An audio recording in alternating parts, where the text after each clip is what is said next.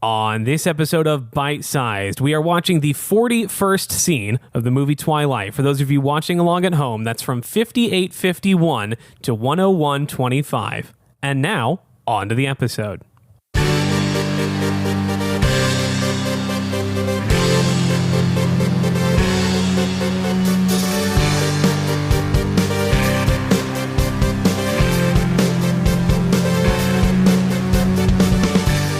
Hello, everyone, and welcome back to Bite Sized. If this is your first episode, here's what's going on. My name's Ben. I am your host. I'm watching the movie Twilight one scene at a time with a different guest every week. I take someone. I don't take someone. They get to stay where they are. I want to make it clear. I do not kidnap my guests. I need help.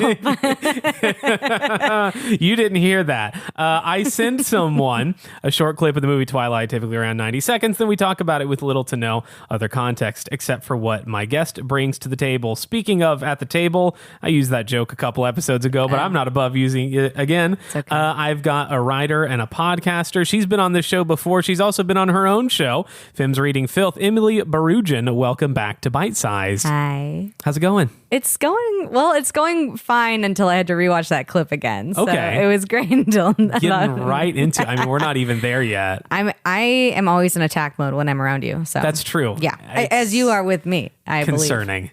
Well, You started it. You started That's it. completely untrue. That I actually don't know how it started. I know exactly how it started. It's just because you're just like this. Anyways, welcome back to Bite Sized. You have antagonistic little sister energy to basically all of your male friends. That is Stunningly neither accurate. here nor Yes, there. it is. Neither here nor there. Also stunningly accurate. I can't stop it though. I know you can't. It just comes out. All you of can me. do is try to blame other people, but we know. It's why I'm perpetually single. I'm always Emily Bouroudjian, I'm going to start this interview the way I start every interview, Okay, yes. and you've already answered this question before, but try to make it interesting again.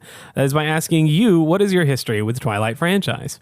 I was a classic Twilight fan. Yeah. It came out when I was in past tense. Was past. Well, yeah, I guess so. I haven't read it. I haven't watched it for pleasure in my adult life, so probably was.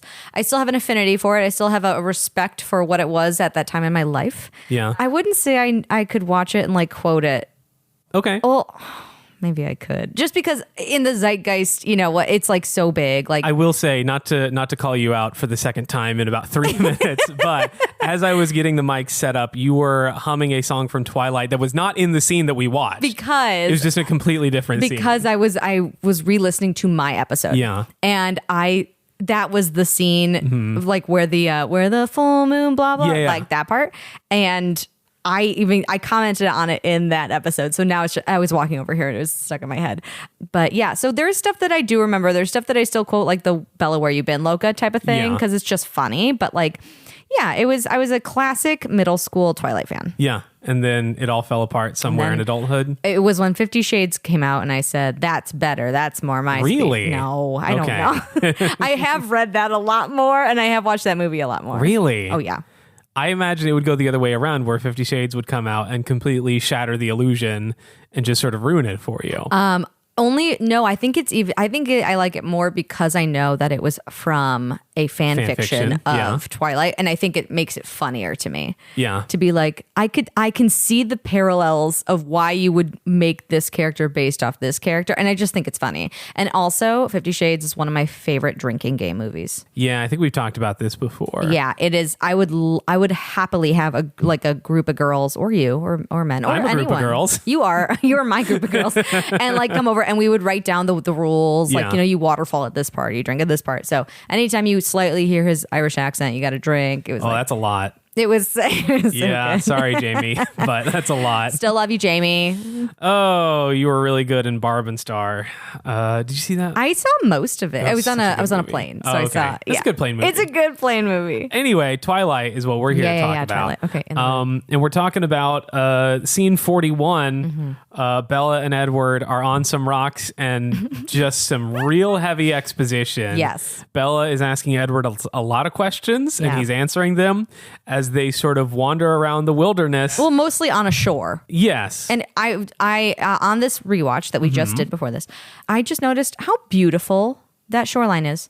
It really is beautiful country. A gorgeous area. And I was like, I could see why people like make the trek up to wherever, Forks, like to Forks. Thank you. As someone who has driven from Seattle to Forks, the drive out there is definitely the best part. It is gorgeous territory. And I'm not one for nature. No. That you don't look at me and go, that's a nature gal. But, I've never done that before. No one has. But I would go there. Yeah. It looks so pretty. It's lovely. It's great to see. Yeah.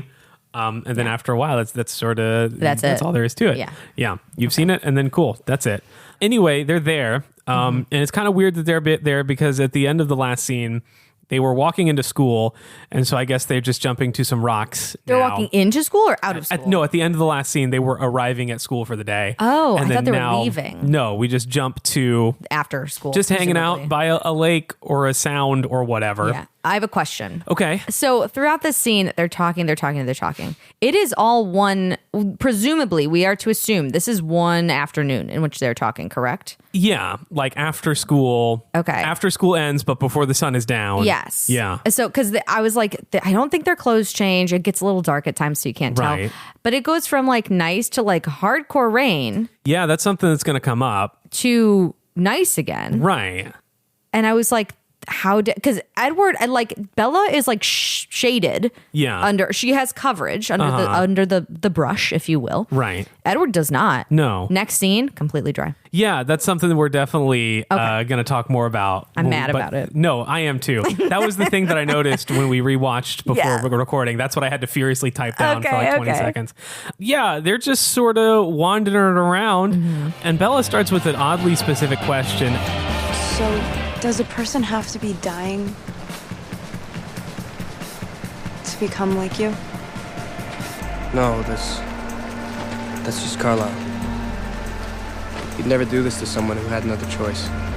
I don't know why she would ask that, because that's not like any vampire lore that I'm aware of, and she hasn't seen someone like almost die, or no one has said to her, oh yeah, you can only be a vampire if you're almost dead. She doesn't know how Edward became a vampire. I think there's some vampire she just asked lore. this question. I think there's some vampire lore behind that. Okay. I know in like things like Interview with a Vampire, you know what? I haven't actually seen that movie or show in a very, very long time. So it wouldn't be good. But I feel like in maybe True Blood 2, you have to be like on the brink of dying or something. Or like at a point where like, because they drink your blood and then you give them in other ones. In vampire mythology, you trade blood, basically. It varies from culture to culture. Yeah. A pretty common one is that if the vampire drinks your blood, you die. But if you drink the vampire's blood, you become a vampire. Correct, yeah. Well, they'll drain you. Yeah, that's another one, not too. just like drink. Like they have to drain you dry. But I think it might have been, again, vampire fans of the world, like let us call in, let me know. But I think it's True Blood or something where it was like, you have to be like almost drained and then they like give you their blood. So what you're saying is Bella has seen True Blood. Bella has seen a show that I don't think was out at the time this movie came out. The books pretty were. Sure. Oh no, wait, it was. The books were big. The books came before the show. Okay. By Charlene Harris, I want to say, and I read them all, and I should not have because I was a little too young for them. All right. Okay. No, True Blood season 1 came out in 2008, so the books were already out. I don't know. Who knows? It's not important. No one cares. Yeah. They're walking around, and Bella, she's really just asking this question because we need to set up the flashback that happens. This whole scene is Bella asking questions in a way that kind of makes sense. We're going to use a lot of writery terms this episode, like exposition and audience surrogate. This is Bella, this is just like 2-ish minutes of Bella being an audience surrogate character and asking all the questions that we need to establish now so that we can get on with the last half of the movie. We're about halfway through this movie right now. Oh my That's gosh, crazy. congratulations. Yeah, it's a little over 2 hours long, and this gets us right after the hour mark. I take umbrage with this scene. Okay. Well, okay, because with the whole scene. Yes. Okay. Because the first part, they paint Carlisle as a saint. But the bite, this is, and I was taking notes as I watched it the first time. Right. Went back through, took more, went back through, took Bella more. asks about how to become a vampire, and Edward, this is how when we flash back to 1918. During the Spanish influenza, Edward is dying of the Spanish flu. He, for some reason, did not go to fight in World War I. Because he was dying of the flu. Good for him. He kind of got lucky. Well, wasn't he 18? No, he I was guess. 17, which is like borderline. I was going to say, would they have draft? Was there a draft? This isn't a history podcast. Was there a draft in the First World War? Let's move on. Please. We don't need to turn this into a World War I podcast. All bad history stuff now just to piss you off. But they paint Carlisle as the saint to be like, what he did was amazing. Like, he stopped himself from drinking the blood. Right. But my first thought was, my God, that looks so painful. Like, that bite on Edward looks painful. Because Robert Pattinson does some really good eye acting. He always does. He's laying there dying of eyes. Spanish flu, like eyes barely open, and they like bug out when he gets bit.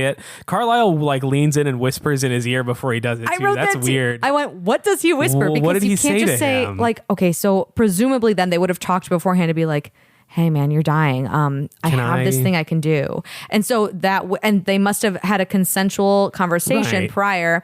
He's on the brink of death. He whispers, okay, bud. I'm gonna bite you Here now. comes. I'm gonna make you vampy now. This is gonna hurt a little bit. This gonna hurt.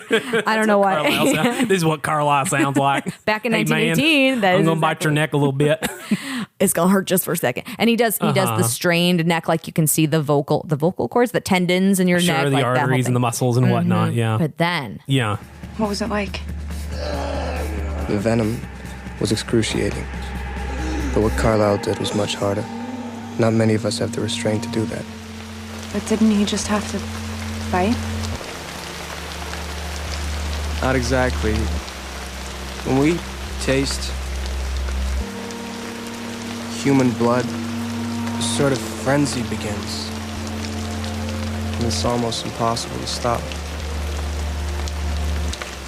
But Carlisle did. First with me, and then with his wife, Esme. then we go to Esme's flashback. Yes. Her bite looks sensual as fuck. Well, yeah, because they're married. No. It's a man and wife. He says, the bite is painful. The venom is excruciating. Yeah. That would be for anyone who gets bit. Presumably, the bite to Esme, she has an orgasm. Okay. She is not upset. She is not tendoning. She is not eyes bulging. She is in ecstasy, is what it looks like. Yeah. Unequal biteage is happening. And I won't stand for it. Okay. All right. I got really worked up right there. I'm so sorry. Do you think, no, that's all right, because I also want to talk a lot about Esme and how this works, because Carlisle turned Edward first and then Esme. And I always just sort of assumed before I watched this movie way too closely that Carlisle and Esme had been together for like a long time and they were both very old vampires, but apparently not. No.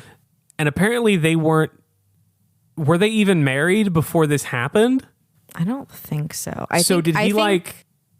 What's the order of events here? When they, like, where in relation to each other do they fall in love and he bites her? Did he fall in love with her as a patient and then bite her? Or did he turn her and say, also, you're my wife now? Like, where does this, I would assume, how does this work? Because, we would need to, like, look at the exact line, the lyrics, the script to see, because I do not remember the exact words he said. But what I believe. Well, he doesn't, is the thing. I'm sure this is all covered in the book, and I don't care about the book. That's not what this show is about.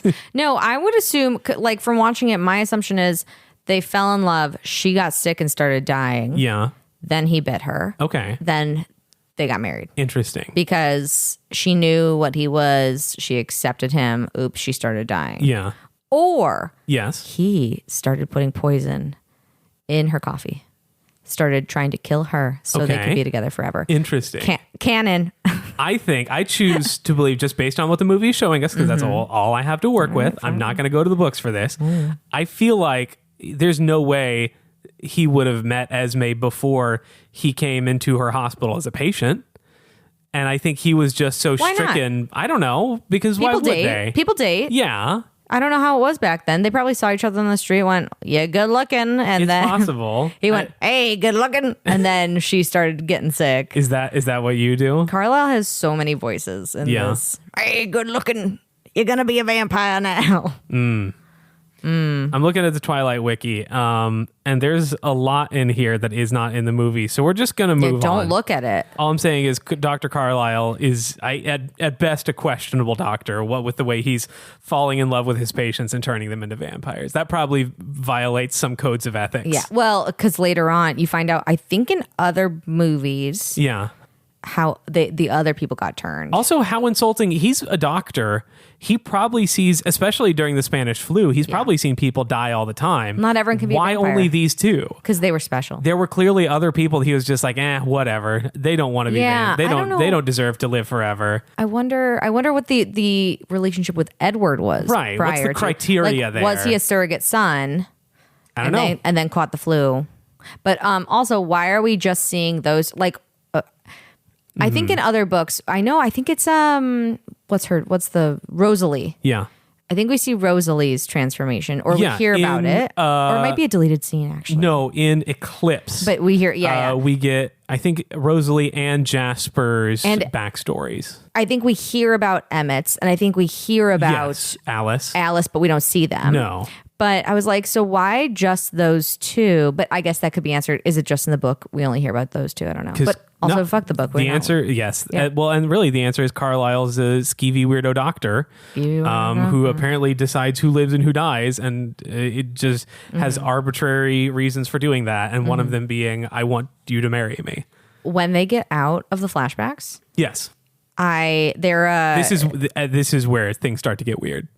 Yeah. Because before this flashback, they're just walking on some rocks. Yes. And then it's after this flashback that they are hunched under a tree. In the tree where they've taken raining cover. super hard. But Edward is full on in the rain. His hair is dripping. He has the kind of wet that if you've ever seen the Goonies, they walk, there's a famous scene where they walk under the waterfall and they find out they're in the wishing well. Do you know what I'm talking No, about? I haven't Oh my seen God, it. you've never seen the Goonies? No. I'm so Do sorry. something about it. We should watch it. Okay. It's actually one of my favorite movies. Okay. Movie night at my house. They walk under this waterfall. They're like, oh my God, it's sparkling. They think they found the treasure. They're actually in a wishing well. But they walk under this waterfall and they stand there. Yeah. And they're in their clothes. One of them's in a jean jacket. It always bothered me. But Yeah. like full on dripping. Like they're not like trying to wipe it out of their eyes. They're not like trying to move it. Like you see it like going over their mouths. Yeah. That's the same type of water that's happening on Edward's face. And then in the next scene, he's completely dry. It's gross. It's so weird. And it And really his bothered me. hair is like perfect too. Yes. Not like hair that's been rained on and like is Yes. flattened down and drying weird. It's like styled up perfectly. But you know what else is weird? What else is weird? So after the wet part, we return to dry land, I guess. Yes. I thought they were both sitting on rocks. He has been crouching the entire time. Yeah. She's sitting. He's crouching. Yeah. It's weird. He just does that. I wasn't a fan. I thought it would hurt my legs. It would. Yeah. And that's all I have to say on that. Okay, great. Bella asks a lot more questions that are important for us to know from a plot standpoint. And now these, like the first couple of questions, it makes no sense for her to ask. But now it makes sense that you would want to know these things, like based on the answers that he's right, given. Who Yes. killed my friend's dad? Was that other vampires? Was that you? Do you eat humans? Yeah. No, he eats animals. You have powers, or the other vampires have powers. Yeah. Yeah, something that you could, I Throwaway guess, line, be by the way. kind of curious about. Throwaway line. Right. Can the rest of your family read people's minds like you can? No, that's just me. But Alice can see the future. I bet she saw me coming. Alice's visions are subjective. I mean, the future can always change. Do the others have powers? No. Alice sees the future. But, whatever. Like, it's just... Yeah, the future can change. There's But no, even the way Alice sees the future. Like, he's like a bashful, like, I guess, like he's going to kick a rock with his foot kind of thing. Yeah. Also, I cringed when she goes, bet she saw me coming. What does that mean? What is this, a flirt? Is this a joke? What's happening? I didn't care for you. and a weirdly almost like, oh, what's the word I'm looking for? Not selfish, but like, Egotistical? yeah, maybe that's the word. What a weirdly kind of egotistical thing to say. Yeah. Of like, I guess not a Bella thing to say. She's the shy, unassuming girl. She wants nothing. She wants on no her. one to look at her. She wants no attention. She's yeah. not the type to say like, oh, I bet she thought I was really important. So important that she saw me. Also agree that was a weird thing to Yeah. say. I wrote like, bet she saw me coming, and then I wrote oi. That was just, I was Yeah. like, Are you trying to bring your smut podcast over to my good family show? Why? Because I say oi on my smut podcast? No. Yes, always. It was a comic joke. Oh, shut up. So they have these conversations. Edward answers these very important plot questions very well.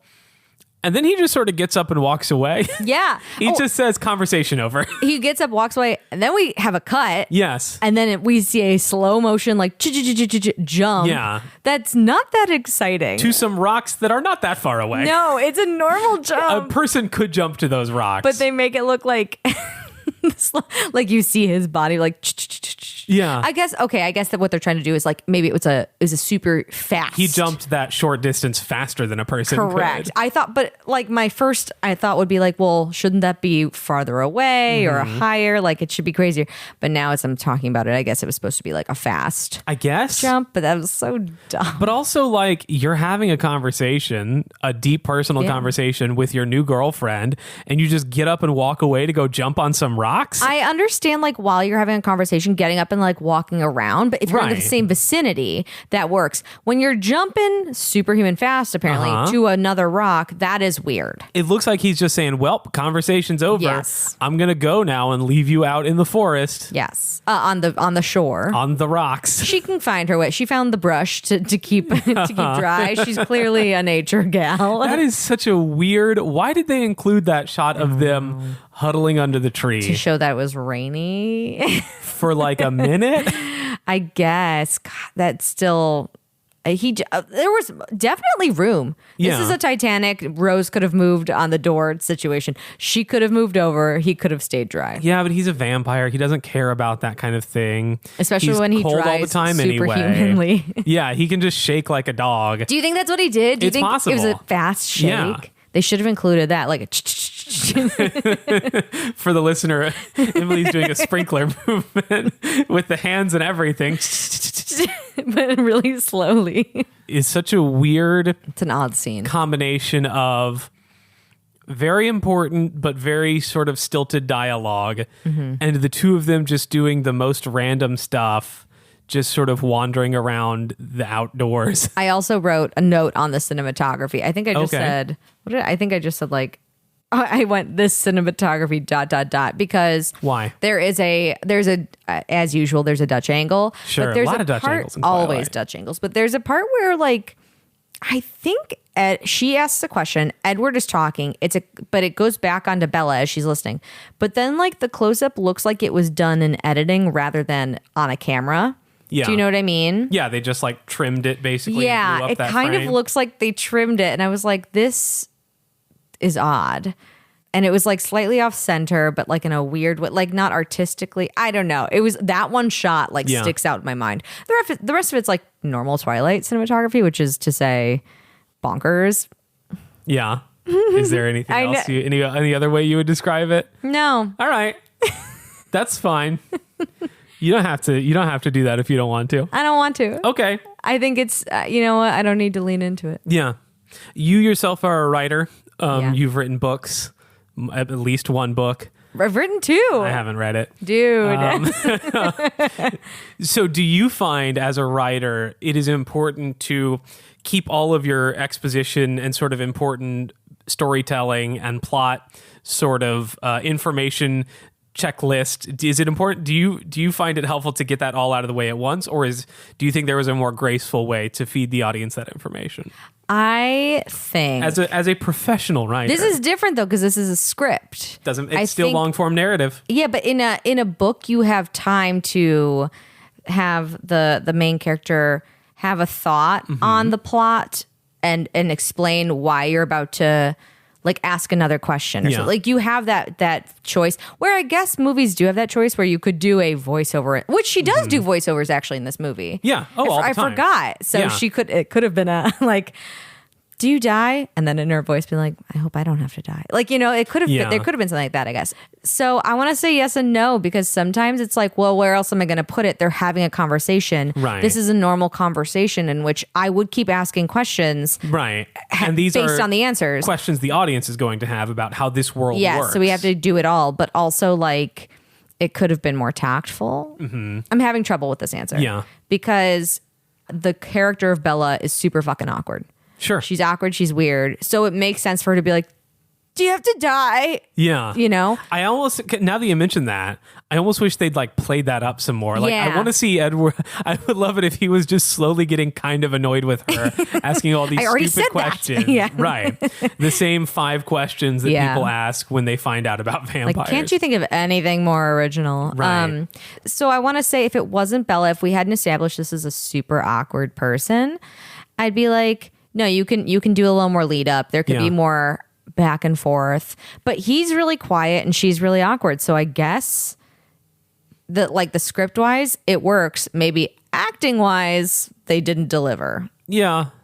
It's a tough job to be given. Uh-huh. And you can almost feel, I mean, this happens. I don't want to fault Twilight for this unduly. I don't want to give them any. You're really, like, they have a big place in your heart now. Like, Sure. you're really. But like, this is something that happens in basically every movie and TV show. There are some times where you just have to stop and get out some exposition so that the rest of the movie can make sense. And this is one of those scenes where it's a dirty job, but someone's got to do it. You just got to dump out some Yeah. information so that we can move on.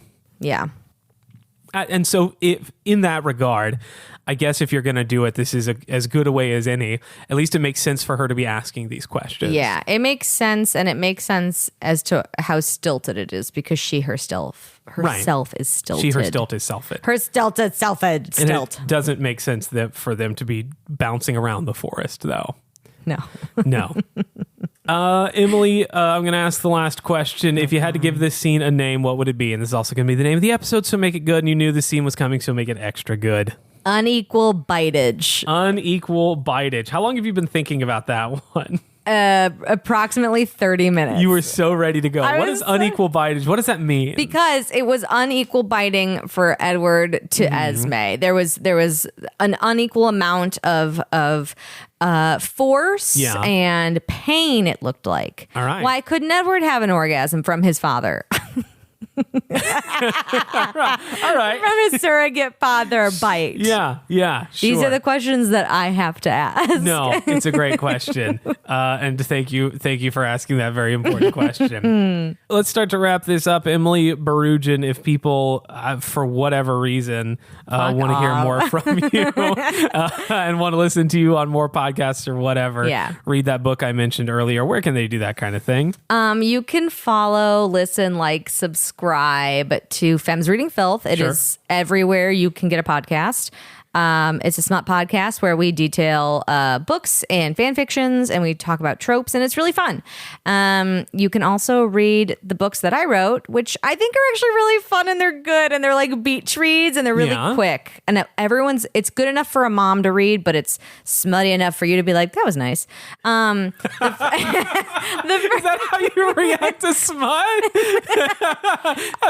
Now I do. Yeah, whatever. I read so much. What a casual toss aside. The first one is called The Man Across the Alley. The second one is called The Robbery Across the Hall. And they're both under my pen name, which is Emily Bouroudjian. So please go buy them and help me pay down my student loans. Thank you. Yeah, sure. If you like the show and want to be more engaged with it, you can follow it on Instagram and TikTok and YouTube at bite-sized-pod_ on all of those places. I mainly post clips from new episodes and old episodes, which is to say, literally, I guess that's all episodes. That's just episodes. You just post things. I didn't need the adjectives. You don't need to tell us what you do. That's fine. We know anyway, what happens on social media. You can also, if you want to, send an email to the show, my favorite Twilight podcast at gmail.com. You can buy stickers of the show's logo if you want. Just send an email to my favorite Twilight podcast.com, and I'll tell you what you need to do to get one of those. You'd send me $2 in your address and I mail it to you. It's just that simple. Please like the show, subscribe to it, rate it on your favorite podcast app of choice. I don't know, whatever. You all know what to do with that kind of stuff. All that information and more available at twilightpodcast.com, the website of this show. Does your show have a website? Actually, no. Loser. Shut up. Thank you to my editor, Ben Oxshire, for Thanks, putting Ben. this thing together. Thank you to the band Swimwear Department for letting me use their song Mauled to Death as our theme. Thank you to Kellen Lutz, who has, as far as I'm aware, has not listened to the show yet, but one day will. One day will. And one day will be in my kitchen recording an episode. That is it. That is all we have for this episode. Thank you so much for listening. As we always say at the end of every episode, Bibbidi-bop-boopy. Bite-sized. yeah, that's what we say. Let's do it together. 1, 2, 3. Bibbidi-bop-bop-bee. Bite-sized. See you next time. Oh, I panicked.